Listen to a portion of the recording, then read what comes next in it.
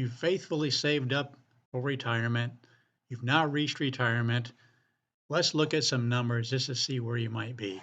Let's say, for example, you've been able to accumulate over here in column C, you've been able to accumulate $500,000. The question is, do I want to stay in an S&P 500 index fund, the fund that got me to this point? Do I want to stick with it once I've reached retirement, when I'm no longer putting money into the S&P 500, but I'm going to start having to take out in my retirement years? Let's just run some numbers here again with the $500,000 beginning balance. Let's say over here we're going to start with withdrawing $2,000 a month.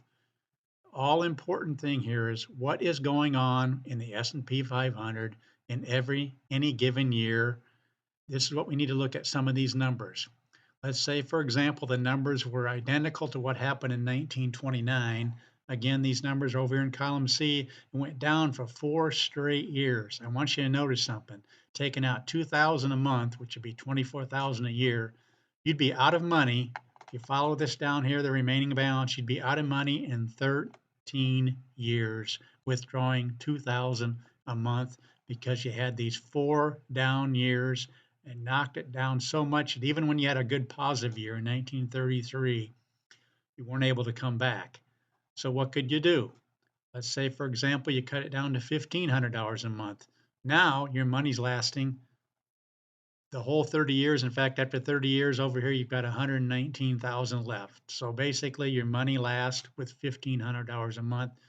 1750 would be 17 years. Again, the red down here means you're out of money in those years. But your money be gone in 17 years at 1750. So we see the medium or the balance that you'd want to go with is $1,500 a month. Now, is there anything else you could do to maybe have it to still get the 2,000 a month? Let's do one other thing. Let's say instead of leaving that 500,000 totally in the S&P 500, let's say 20% of it you put over into a cash reserve account.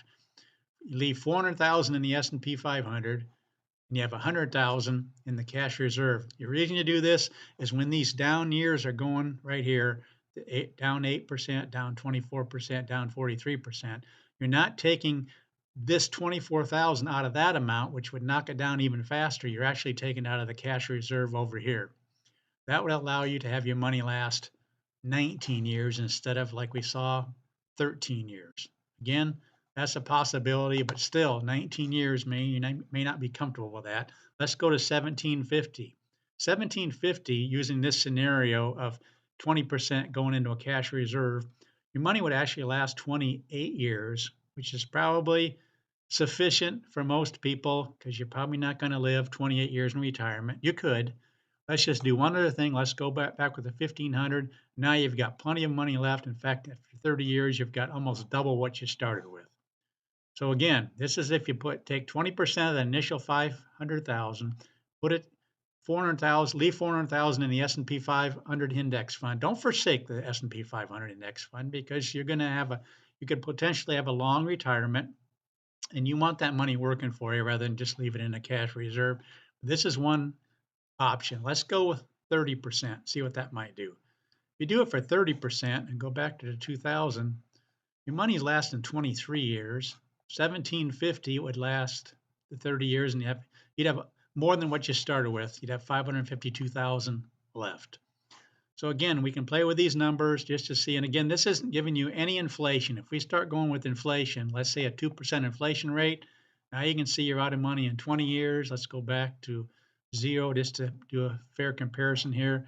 The $2,000 a month, all of it in the S&P 500, you're out of money in 12 years because each year you're increasing the amount you're taking out. 2,000 here, 2040, 2081, and so on. So you're knocking this down even faster. So you're out of money in 12 years.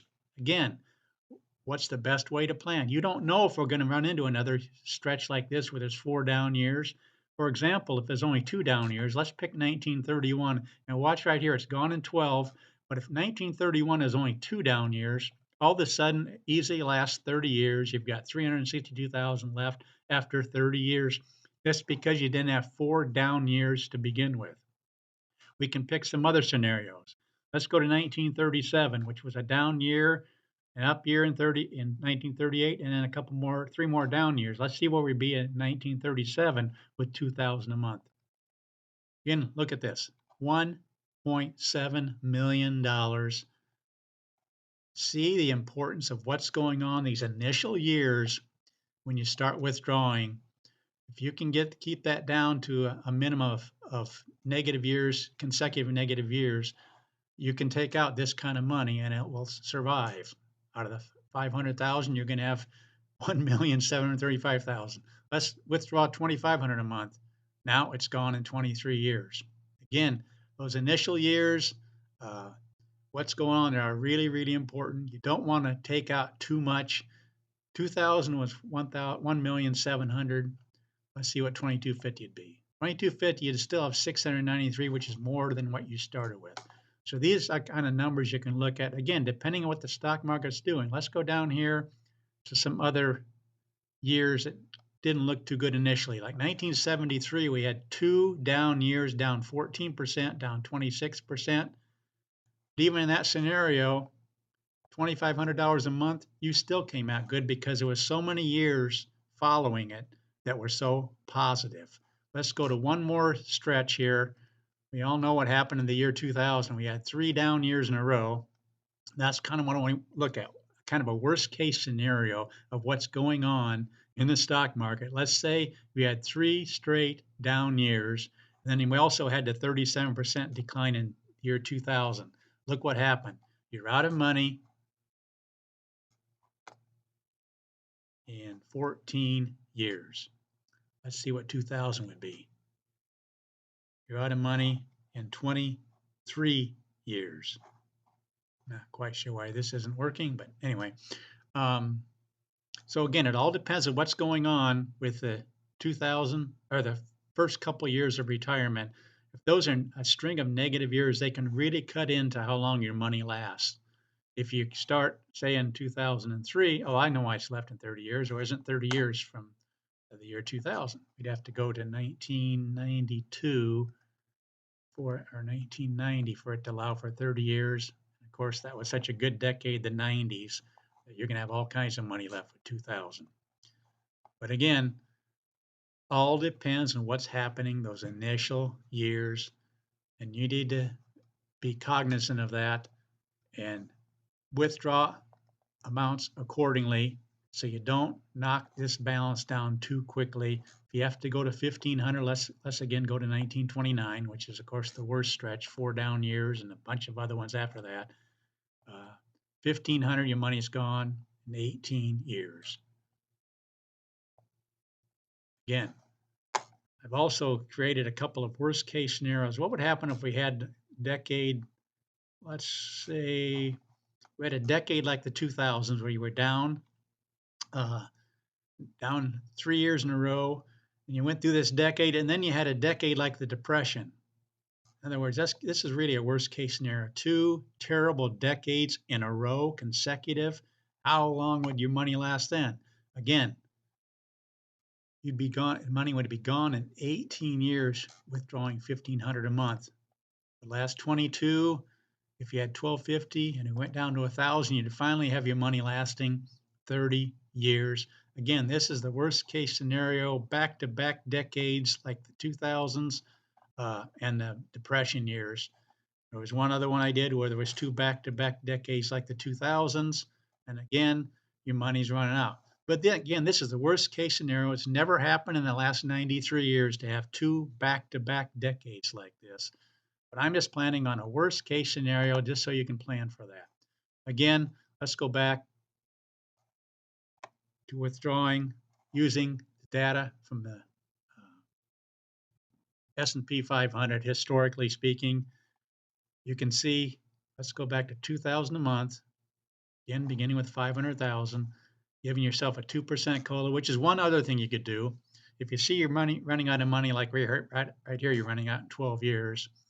Let's go to 1930, you're running out in 13, 1931. Okay, 1930 would be 3 straight years. Again, this is giving yourself a 2% COLA. If you give yourself no COLA, then the money's going to last somewhat longer. Again, that really isn't enough. Again, if you run into a stretch that's really negative, You've got to be really careful how much you initially withdraw those initial years. You probably have to go down to 1,500. Go to 1% COLA, you got 435 left, and 2% COLA. Now you're down to 26 years. So these are the kind of numbers you can play with. Um, it's a whole lot different when you start withdrawing money as opposed to putting in money. But the S&P 500 can still be used to your advantage if you're careful what you're doing those initial years when we have some down years in the S&P 500. Again, consider getting an S&P 500 index fund, at least with some of your money. So when you got some a good stretch of good years, you can really build up that amount. Again, hopefully this has made some sense to you. We can run all kinds of numbers. As you can see, there's all kinds of variables. You just need to watch what's going on, especially when you begin doing your withdrawal years. Again, thanks for watching. Consider subscribing.